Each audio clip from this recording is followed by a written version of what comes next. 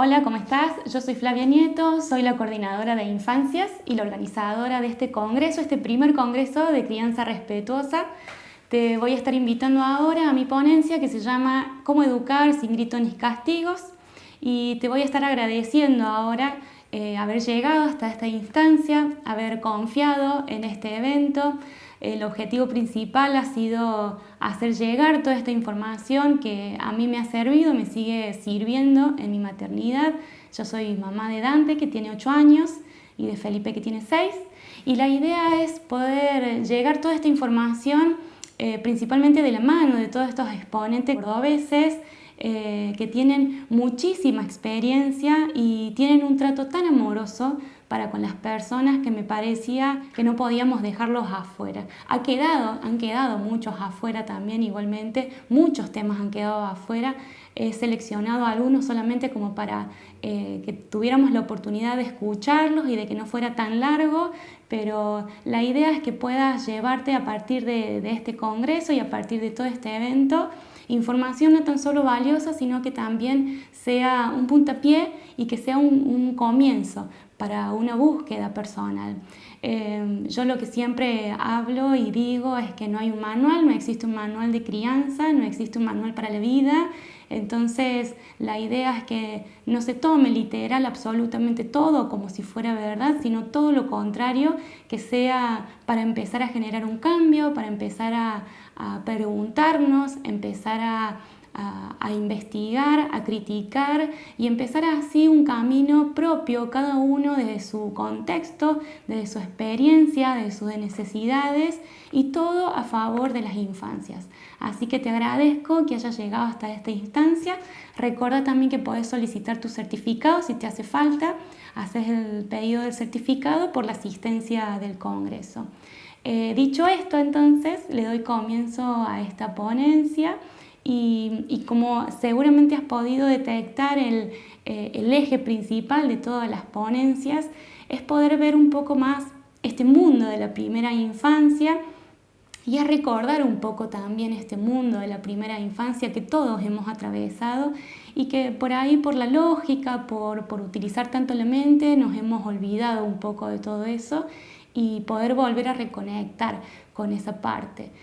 Hay dos mundos que atraviesan esta primera infancia. Hay un mundo sutil, hay un mundo de las energías, hay un mundo de las emociones, hay un mundo que no se puede palpar, que no se puede pensar, que solamente se puede sentir.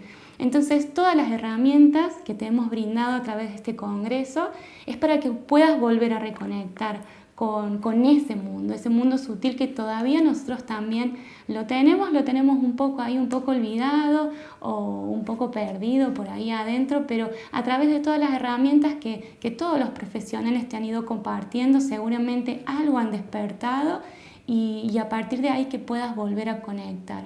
El otro mundo que atraviesa esta primera infancia es el mundo de la palabra, es el mundo del lenguaje, ese mundo que empiezan de a poquito a apropiarse con las primeras palabras, con las primeras frases, y ese mundo de la palabra, del lenguaje que estructura todo nuestro mundo interno y externo.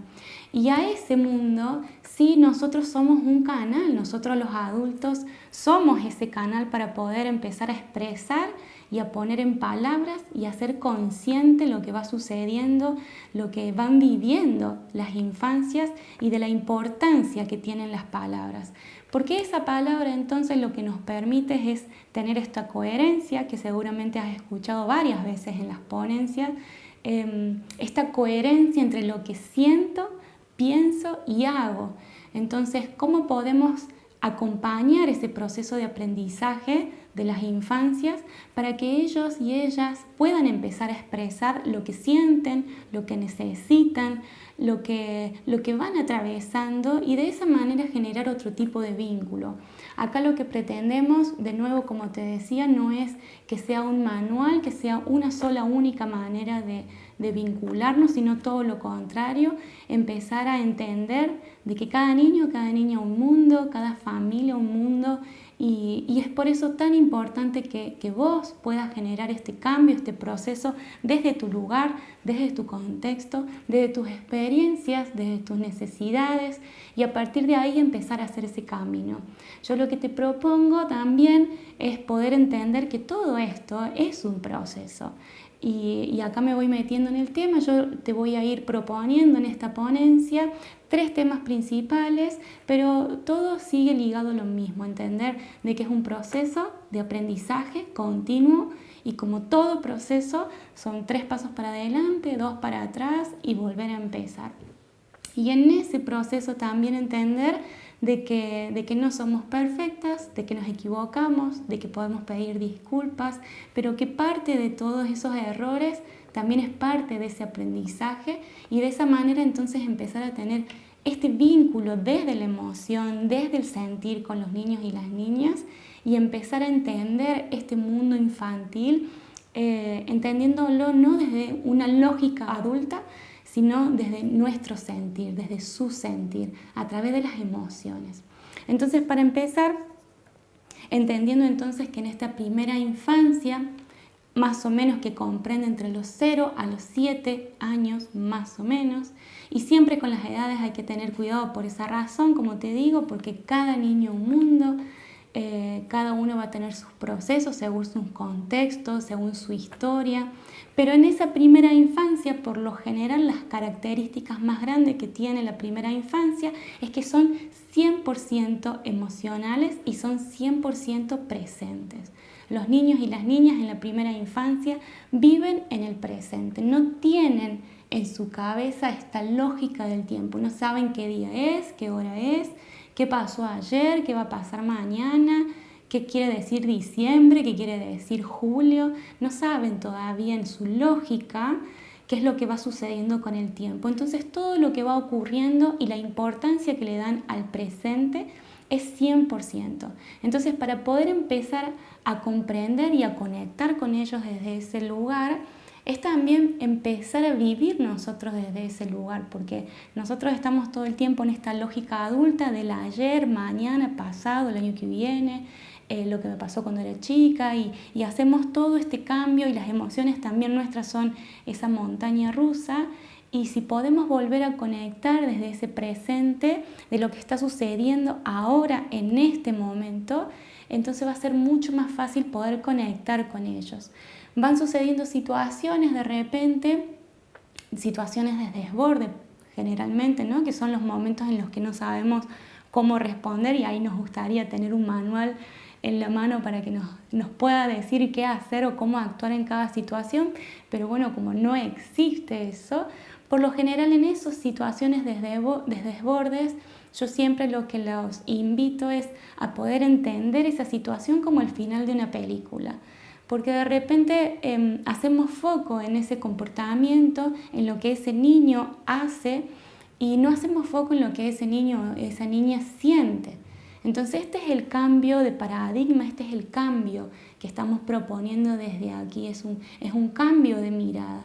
Porque entonces dejamos de hacer foco en el comportamiento, dejamos de hacer foco en la conducta, que es lo que traemos de generaciones en generaciones tradicionalmente, en este conductismo, en esta necesidad de controlar la conducta del otro y hacemos foco entonces en lo que el niño o la niña siente. Entonces cuando hay una situación de desborde o cuando hay una situación en la que no sabemos qué ocurrió y ese niño o esa niña actuó de una manera que no estaba contemplado, que no estaba bueno, que no nos gustó, siempre mirarlo como el final de la película. Entonces empezar a ver un poco para atrás qué fue ocurriendo. Yo te voy a ir contando algunas cosas que podés ir tomando en cuenta, que podés ir haciendo un poco más consciente y que puedan servir de herramienta en el momento de no seguir repitiendo patrones tradicionales en los que se basaban en el grito, en el castigo, en el tratar de controlar la conducta del niño, sino ir un poquito más allá, ir un poquito más a fondo, y en esto de ir un poquito más allá es lo que te contaba al principio, este mundo sutil, este mundo de las emociones, en las que nosotros venimos de generaciones, muchas generaciones, en las que las emociones no tenían cabida, hemos llegado a adultos sin saber qué sentimos, cómo gestionar nuestras emociones, cómo hacerlas de manera más asertiva, cómo ponerlas en palabras. Entonces, aprender todo eso mientras maternamos y mientras paternamos, mientras criamos y educamos a los niños y a las niñas, es todo un desafío, pero como te digo, es todo un proceso de aprendizaje, de poder ir paso a paso, de poder ir haciendo foco en algunas cuestiones.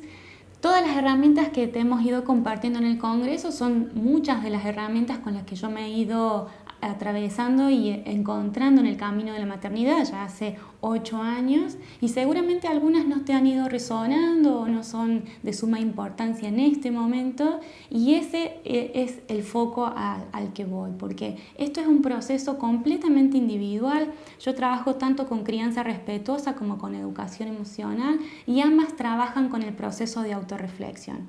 Entonces ese proceso de autorreflexión es completamente personal, por eso no puede haber un manual o no puede haber una sola manera de decir cómo criar o cómo educar a un niño o una niña. Esto depende del contexto de cada una, de la historia que tiene cada uno en su recorrido. Entonces la invitación es que puedas ir tomando todo lo que sirva en este momento, y te puedo asegurar que si de acá a un año retomas todos los videos, va a haber otra instancia y va a haber otra información que te va a resonar desde otro lugar. Y esa es la idea, de que sea una búsqueda constante, que sea una búsqueda tan personal que cada uno pueda hacerlo con esa gratitud y con esa tranquilidad de que estamos haciendo siempre lo que podemos, siempre lo mejor que podemos lo hacemos en ese momento. Sí, la idea que te quiero compartir, una de las ideas principales ahora es este concepto de niñocentrismo para poder cambiar el foco del adultocentrismo tradicional, esta crianza tradicional que está basada siempre en la mirada desde el adulto. Entonces la mirada, empezar a ver las situaciones desde los ojos de los niños y de las niñas. Y para eso entonces es poder entender todo este mundo que te vengo contando, ese mundo sutil, ese mundo de las emociones, este mundo del presente, de no entender qué día es o qué significa estar día feriado o día domingo. No se entiende todo eso todavía. Recién después de los 7 años se empieza a tener esa lógica del tiempo, entonces poder conectar desde ese lugar. ¿Cuál es la diferencia entonces entre el adultocentrismo y el niñocentrismo? Básicamente lo que te vengo contando, que es no querer hacer foco en la conducta, no querer hacer foco en el comportamiento y no querer hacer foco en el control. El adultocentrismo se basa principalmente en querer controlar el comportamiento de la otra persona. En cambio, el niñocentrismo no quiere hacer foco en el comportamiento, sino quiere hacer foco en la emoción, en ese sentir. ¿Qué está sintiendo ese niño o esa niña para comportarse desde ese lugar? Es distinta la pregunta y es distinta la mirada. Hay una frase que siempre se repite en crianza respetuosa que es: niño que se porta mal es porque se siente mal. Y es también volver de nuevo a cuestionar estas creencias de qué es portarse mal. Portarse mal para una persona es una cosa y para otra persona es otra. Entonces siguen siendo siempre situaciones completamente individuales y procesos individuales. Entonces, pero poder empezar a cuestionarlos y a hablarlos desde este lugar es también empezar a consensuar entre todos los adultos que estamos a cargo de la crianza y la educación de las infancias, empezar a hablar desde otro lugar. Y esta siempre es mi propuesta. Yo trabajo, como te digo, con crianza respetuosa y educación emocional, e invito desde ese lugar a todos los adultos que estamos a cargo de las infancias.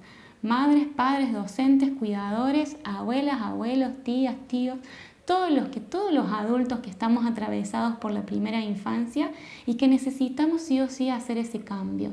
Pero para poder generar ese cambio es necesario empezar a cuestionar todas estas creencias que damos como ciertas, todas estas estructuras que traemos tan arraigadas y que en ningún momento las hemos cuestionado, sino que solamente hacemos la repetición.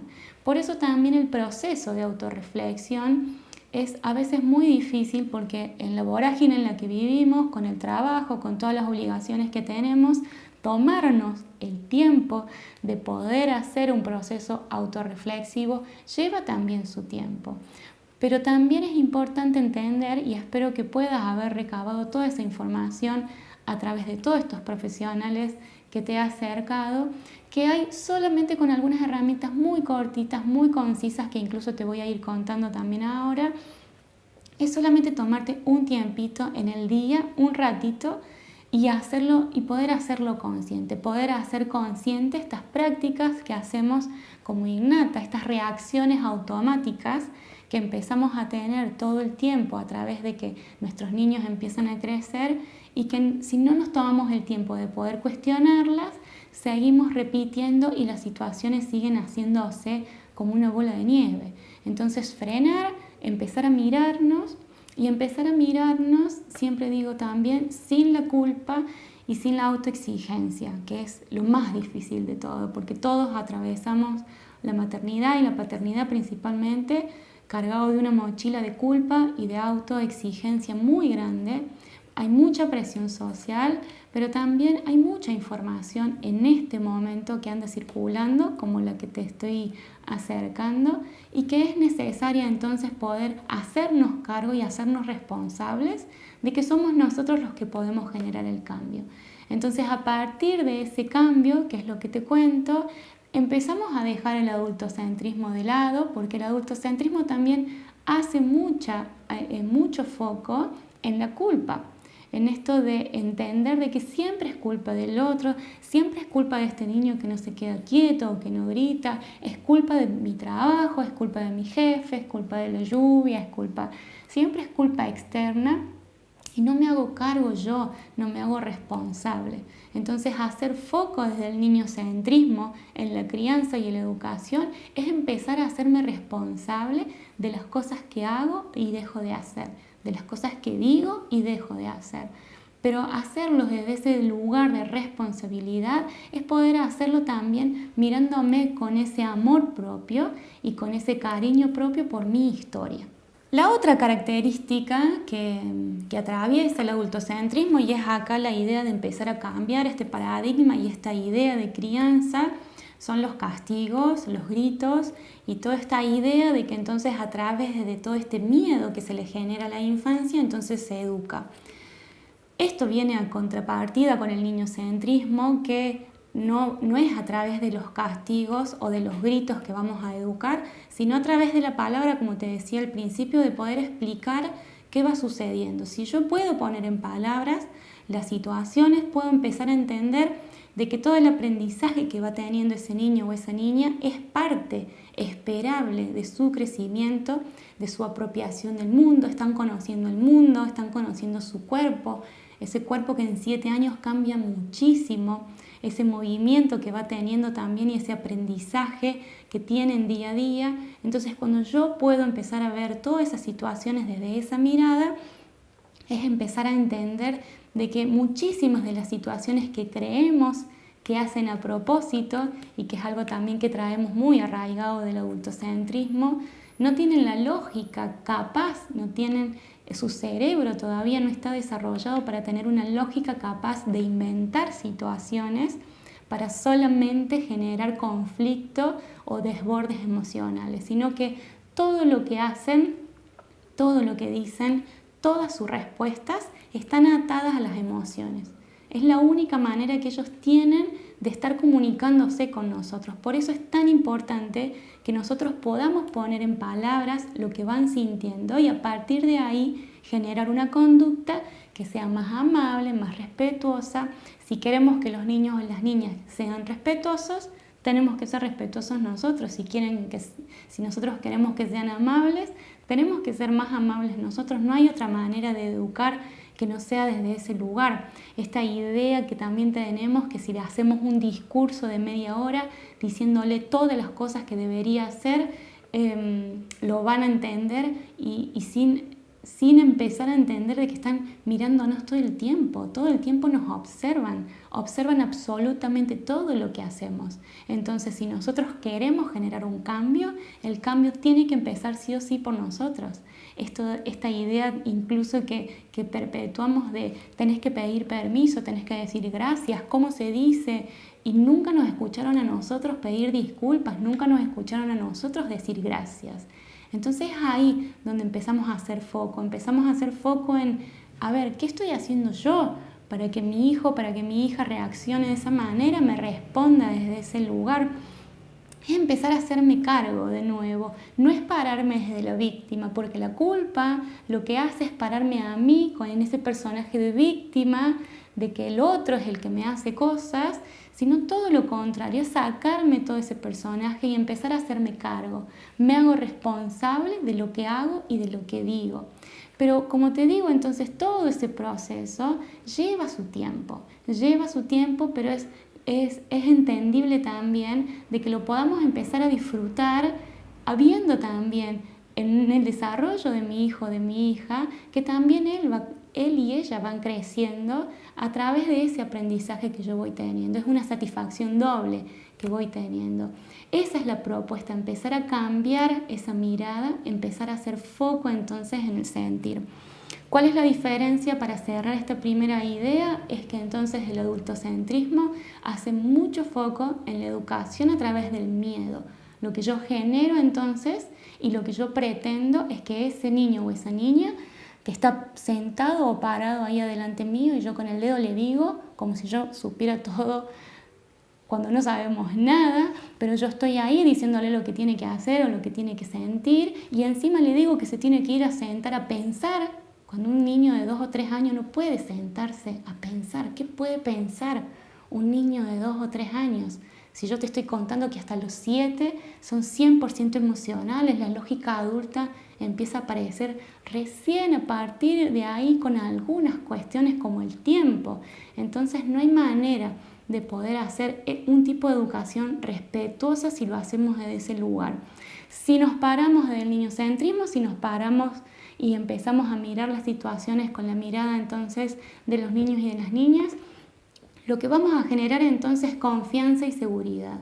Porque entonces ese niño o esa niña empieza a sentirse escuchado, empieza a sentirse validado, empieza a sentir de que entonces ese adulto que me cuida y que me está educando no es perfecto, se equivoca, puede pedirme disculpas y puede confiar en mí en poder contarme lo que sea, porque ese adulto me está respetando, ese adulto me está dando seguridad, que puede hablar conmigo de lo que sea y yo no me voy a reír, ni lo voy a retar, ni lo voy a mandar a penitencia, ni lo voy a encerrar en una habitación, sino todo lo contrario. Voy a entender de que esa parte del aprendizaje que está atravesando es también importante. Entonces, dándole esa importancia, ese niño o esa niña crece con esa confianza y esa seguridad. La otra idea principal que te quiero compartir y que me parece siempre importante para poder hacer foco en esto que te cuento cuando hay situaciones de desborde emocionales o situaciones que no sabemos cómo resolverlas, desde dónde mirarlas, cómo pensarlas. Entonces empezar a ver un poco para atrás.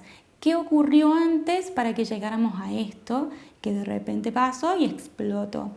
Las necesidades básicas me parece que son siempre importantes de poder tenerlas en cuenta, porque las necesidades básicas las tenemos todas las personas en realidad, pero los niños y las niñas, al estar tan conectados con su sentir, tan conectados con sus necesidades y con lo que quieren o lo que no quieren hacer, entonces los niños y las niñas en el momento lo hacen saber. ¿Cuáles son las necesidades básicas entonces? Y yo te voy a contar 5 que para mí son las más importantes para tener en cuenta. Una es la alimentación, otra es el descanso, la otra es la higiene, la otra es el movimiento libre y la quinta sería el contacto. Tanto alimentación como descanso e higiene son siempre necesidades básicas que estamos todo el tiempo satisfaciendo porque es mucho más fácil, incluso desde bebés, saber que le tenemos que cambiar el pañal para que estén limpios, hacerlos dormir cuando tienen sueño, darles la comida cuando están pidiendo, la teta demanda, la mamadera demanda.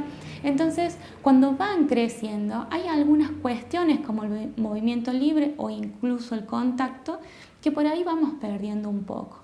Cuando son bebés es mucho más fácil, estamos todo el tiempo teniendo la upa o lo porteamos, y en el movimiento libre los ponemos entonces en una manta en el piso y le damos juguetes.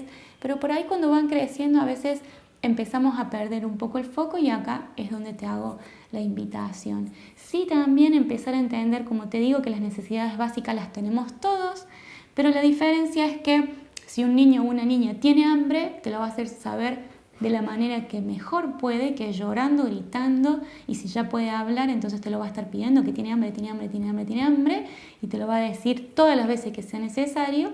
Y la diferencia con nosotros los adultos es que nosotros podemos estar durmiendo 5 horas todos los días, nos acostamos a las 4 de la mañana, nos levantamos a las 8 para trabajar, almorzamos a las 3 de la tarde y empezamos a corrernos de estas necesidades básicas, pero en algún momento el cuerpo nos pasa factura. En algún momento el cuerpo nos dice, bueno, listo, pará, tenés que dormir un poco más de horas, pará, tengo más hambre, estás comiendo poco. La diferencia, como te digo, entonces, es que los niños están tan atados a esas necesidades básicas que no pueden almorzar a cualquier hora, necesitan sí o sí seguir un ritmo. Entonces, por un lado, satisfacer estas necesidades básicas les permite a los niños tener un ritmo. Entonces saber que cuando yo me levanto va a pasar tal cosa, después del desayuno pasa tal otra y así. Como te digo, no tienen idea del tiempo, entonces por más que no le digamos son las 12 del mediodía, ya vamos a almorzar, en realidad ellos se basan en lo que están sintiendo este hambre, están sintiendo este sueño. Entonces empieza el desborde. Entonces, en esas necesidades básicas donde nosotros hacemos foco para poder satisfacerlas, para que no tengan sueño, para que se acuesten, para que coman, empezamos a generarle entonces un ritmo. Y por eso vuelvo a lo mismo en esto de que cada contexto, cada familia es un mundo. No se puede decir a qué hora se debería dormir un niño o a qué hora te debería almorzar o a qué hora. Sí, más o menos tener un ritmo, sabemos que más o menos cuántas horas deberían dormir, cuántas comidas en el día, absolutamente le va a generar este ritmo, y lo que permite este ritmo es que pueda anticiparse a lo que va a ocurrir. Y esta es una herramienta fundamental siempre para poder anticiparnos a cualquier desborde que pueda haber. Anticiparse a las situaciones en las que sabemos que ese niño o esa niña necesita descansar, necesita comer, va a tener hambre, va a tener sueño, nos anticipamos a esa situación. Entonces satisfacemos estas necesidades. Pero como te digo, hay un momento en lo que ellos van creciendo y vamos perdiendo un poco el foco con respecto al movimiento libre y al contacto. En movimiento libre, lo que yo hago foco es no tan solo el movimiento libre de jugar, de tener un juego libre, sino también hacer foco en lo que le gusta a ese niño o a esa niña. ¿Qué es lo que más le gusta que lo conecta con su ser esencial, con su esencia? Y en el caso del contacto, no tan solo el contacto físico, sino también el contacto visual. Esto de poder estar presentes con la mirada, sin pantalla, sin tecnología, sin nada que nos distraiga. A veces perdemos un poco el foco y cuando esas necesidades básicas no están satisfechas del todo, se empiezan a desplazar. Entonces la importancia de empezar a entender sobre las necesidades básicas es poder hacer este recorrido diario de ¿cuáles son las opciones que estamos brindándole a ese niño o a esa niña de esparcimiento, de juego, de movimiento libre? Si es un niño que le gusta cantar, si es una niña que le gusta bailar, si le gusta leer más libros, si le gusta hacer manualidades, si necesita correr, si es más kinestésico. ¿Cuáles son las opciones que yo estoy brindando? Esa es la pregunta siempre fundamental del movimiento libre. ¿Cuáles son las opciones que le estoy brindando a ese niño o a esa niña para que pueda conectarse con esa energía y que lo conecta con su ser esencial, que lo conecta, que nosotros podemos verlo, que puede estar horas y horas haciendo eso y que se abstrae un poco más del mundo porque le encanta hacer eso? Y tenerlo presente en la rutina diaria es poder generarle también saber que ese niño o esa niña sabe de que en un momento del día y en un lugar de su casa tiene para poder generar ese movimiento libre. Y la última de las necesidades también, que es la del contacto que te decía, la importancia también se resume en la presencia. Esta presencia de estar puntualmente para ese niño, para esa niña, sin estar con el celular, con un audio, con el televisor, con las noticias, con cualquier otra cosa. Esa presencia en la que yo estoy disponible solamente mirándote, observándote o dándote un abrazo sin estar con la cabeza ahí pensando en lo que tengo que hacer después. Y acá vengo con una propuesta que es muy sencilla, como te digo, que lo podemos hacer todos los días y es solamente estar 15 minutos, 20 minutos, presencia absoluta en ese momento de movimiento libre. Mi hijo, mi hija está en ese movimiento libre haciendo lo que más le gusta y yo estoy ahí, presente. No intervengo, no digo, no juzgo, porque es también lo que venimos trayendo del adultocentrismo en esto de decirles cómo tienen que jugar, decirles cómo se hace o cómo no se hace y también estar interviniendo, si le estamos sacando una foto, le estamos haciendo un video, estar esos 15, 20 minutos haciendo nada, solamente estando presentes y observándoles. Ya eso es una herramienta que podemos incorporar todos los días y que va a estar sumando a esta necesidad básica. ¿Cuál es la importancia entonces de poder satisfacerlas? Es que toda esta energía que yo te vengo contando del mundo sutil está atravesada por estas necesidades básicas. Ese niño o esa niña que no tiene sus necesidades básicas satisfechas completamente, lo va a demostrar a través de la energía, a través del desborde emocional, ¿sí? A través del llanto, del grito, de un enojo. De repente parece que va a explotar por algo, quizás se enojó por una soncera para nosotros, pero para él viene siendo un cúmulo de frustraciones porque no me miraste, hace días que estás con el teléfono, vengo comiendo tarde, durmiendo poco, me acuesto tarde. Entonces un cúmulo de cosas que ese niño en algún momento me lo va a hacer saber, pero me lo va a hacer saber de esa manera. No se va a sentar conmigo, me va a decir, mamá, hace rato que estás con el teléfono y no me estás mirando. Me lo vas a hacer saber de la forma en que puede ese niño de 2, 3, 5, 7 años. Entonces hagamos foco en esas necesidades y si no empezamos a hacer foco puede ocurrir esto de las necesidades desplazadas. Entonces cuando se desplazan estas necesidades básicas aparecen el chocolate, el premio. Entonces empezamos a pedir un juguete, empezamos a pedir cualquier cosa. El niño o la niña empieza a pedir cualquier cosa que hasta nos parece ya ilógico, que empiezan a pedir el helado cuando son las 11 de la noche o empiezan a pedir cualquier otra cosa, pero esa necesidad en realidad es una necesidad desplazada de contacto, de movimiento. Hay algo atrás de ese pedido que no es el pedido en sí, sino que hay algo atrás en esto de lo sutil que te vengo contando. Siempre es tratar de mirar un poquito más allá.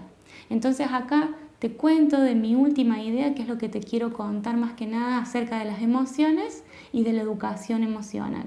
La última idea entonces que te traigo acerca de la educación emocional es poder empezar a entender qué son las emociones, cómo empezar a reconocerlas, a nombrarlas, a gestionarlas. La educación emocional no viene a traernos fórmulas mágicas, como la crianza respetuosa tampoco las tiene, la educación emocional tampoco. No es que yo voy a empezar a aprender para no enojarme nunca más o para no estar triste nunca más, sino empezar a entender que las emociones son parte nuestra, son parte importante nuestra, porque vienen a traernos información que tenemos que prestar atención y empezar a entender también de que esas emociones son energía. Son una respuesta fisiológica completamente innata, inconsciente que tenemos y que no podemos detener la emoción en ese momento. Sí que podemos hacer, y a eso es de donde hace foco la educación emocional, podemos aprender a gestionarlas de la mejor manera. Podemos aprender a gestionarlas de la manera más asertiva, para que yo pueda entonces a empezar a hacerme responsable de qué es lo que voy a hacer entonces con esa emoción. Yo la voy a sentir, porque esa emoción viene, de repente la siento en el cuerpo, pero está en mis manos saber que yo entonces soy la responsable de empezar a hacer ¿Qué es lo que voy a hacer con esa emoción? ¿Cómo la voy a expresar? ¿Qué es lo que voy a decir? Esa es mi responsabilidad. Entonces las emociones, al ser energía, y como te vengo contando, que en la primera infancia somos todos 100% emocionales y por eso los niños, incluso seguramente te pasa que están de repente enojados o tristes, parece que se viene el fin del mundo, lloran de repente y a los 2 minutos están riéndose como si nada hubiera sucedido. Y por eso los niños y las niñas están tan conectados a eso que saben fisiológicamente cómo sacarla para afuera esa energía y pasar a otra cosa. Completamente distinto a nosotros los adultos que empezamos a hacer todo un rollo de lo que pasó ayer, antes de ayer y hacemos un cúmulo de cosas y de repente pasamos del enojo a la tristeza, a la alegría. O podemos estar todo el día enojados. Entonces, entendiendo que esas emociones son energía, empezamos a hacer foco primero en qué es lo que nos pasa en el cuerpo para empezar a reconocer qué es lo que me sucede, dónde me sucede el enojo, dónde me sucede la tristeza, dónde me sucede el miedo. Yo trabajo con 4 emociones que para mí son las principales: alegría, enojo, tristeza y miedo. Y yo creo que simplemente con empezar a ser consciente de eso, ya hacemos un paso gigante para empezar a hacernos responsables de lo que hacemos entonces con nuestras emociones.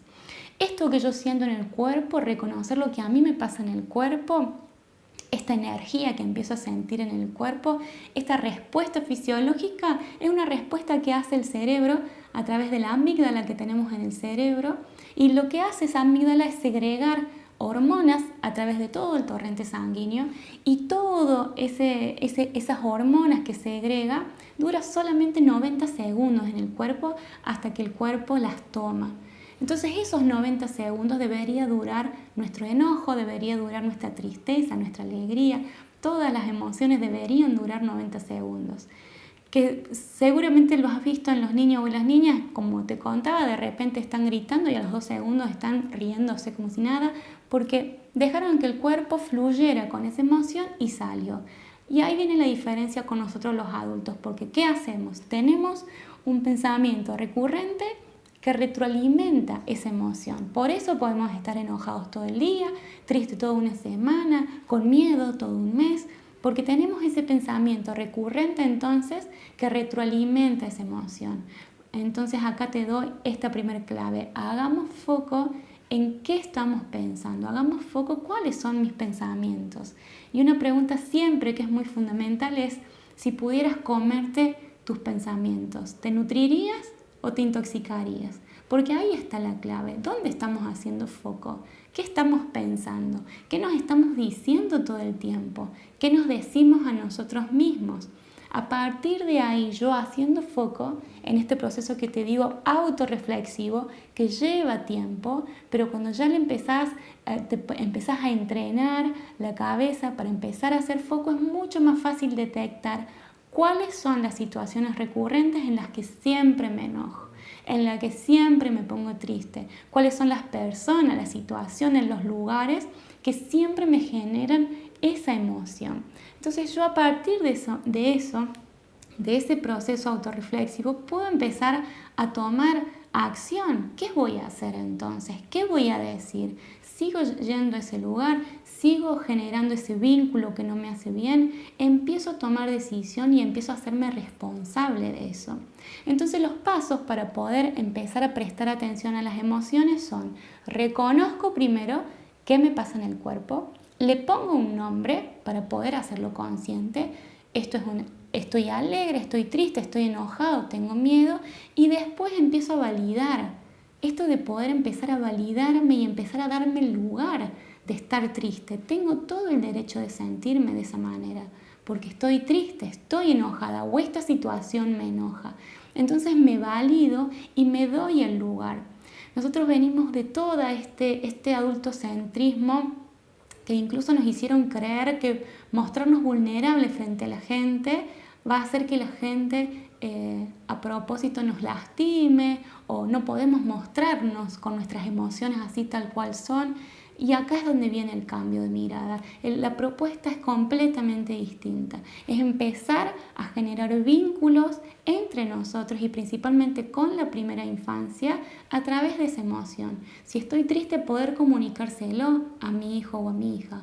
¿Cómo hago entonces como madre, como padre, como educador? ¿Cómo hago yo para enseñarle a ese niño o a esa niña cómo gestionar de la mejor manera su tristeza y su enojo si no empiezo por mí? Si no empiezo yo a generar ese cambio, si no soy yo la que primero empieza a verse y a autorreflexionar y a cuestionarse cómo estoy actuando en cada situación. Entonces entendemos con todos estos procesos que las emociones no son buenas ni son malas. Una idea también que traemos arraigada de muchas generaciones, las emociones no son buenas ni son malas, sino que pueden ser agradables o desagradables en el sentir del cuerpo. De las 4 que te nombré, la única agradable es la alegría, pero ahí tenemos la paz, la calma, la tranquilidad, que incluso solamente con el hecho de pensarlas ya sentís el equilibrio de energía en el cuerpo. Y todo el resto son desagradables por esa razón, porque hay un desequilibrio energético en el cuerpo.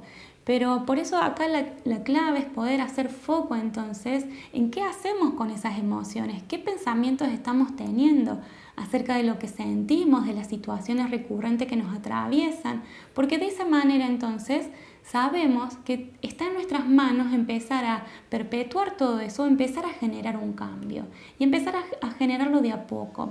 En esta propuesta de cómo educar sin gritos ni castigos, está atravesada principalmente por la emoción del enojo, que es la emoción más automática que traemos y por lo general la más desagradable porque es como ese volcán que sentimos que parece que vamos a estallar y es tan irracional el enojo porque de repente nos nubla y de repente podemos decir o hacer cosas que de manera consciente no la haríamos.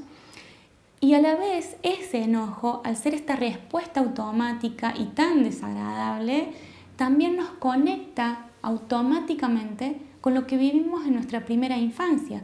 Esta respuesta automática, esta reacción que tengo frente a una situación que me enoja y que generalmente la puede llegar a hacer mi hijo, mi hija, esa reacción automáticamente me conecta con qué me pasaba a mí cuando era niño o niña en esa misma situación. ¿Cómo la resolvían los adultos en ese momento? ¿Cómo aprendí yo a resolverla desde ese lugar? Entonces lo que te invito es poder poner en papel, que poder escribir siempre nos permite como mirarnos desde afuera, entonces poder hacer consciente algunas situaciones. Siempre lo mejor es poder generarlo en el papel, entonces nos tomamos un ratito. Si lo pueden hacer antes de acostarse, que es como el momento de mayor silencio también, y donde vienen muchas ideas, empiezan a generarlo aunque sea 5 minutos todos los días y pueden ver de que aparecen ideas o situaciones que a veces no les hemos prestado atención. Pueden hacer entonces una lista de cuáles son las situaciones recurrentes en las que vos ves de que todo el tiempo se despierta automáticamente el enojo. Este volcán, esta sensación de enojo. Entonces empezá a hacer toda esa lista. En la columna que le sigue pone cómo estás resolviendo actualmente cada situación. ¿Qué te pasa cada vez que reaccionas y cómo la estás resolviendo?